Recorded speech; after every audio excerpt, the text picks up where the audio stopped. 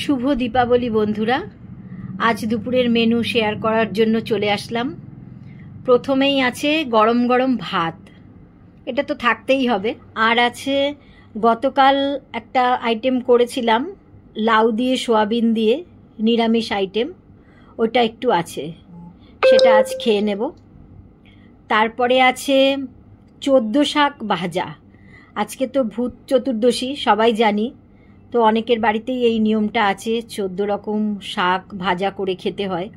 তো আমিও করেছি 14 শাক ভাজা, 5 ফোড়ন আর শুকনো লঙ্কা দিয়ে ভেজেছি, আর একটু বাদাম ভাজা দিয়েছি।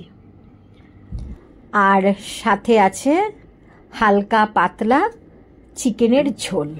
আর এখানে আছে একটু আপেল আর পেয়ারা, কারণ আমার মেয়ে একদমই ভাত খায় না, ও এইসবই খায়, সেই ওর জন্য একটু এগুলো রেখেছি।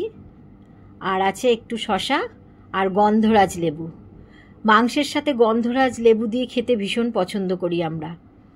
বন্ধুরা, তোমরা একটু কমেন্টে জানিও তো তোমরা কে কে পছন্দ করো মাংসের সাথে গন্ধরাজ লেবু মেখে খেতে।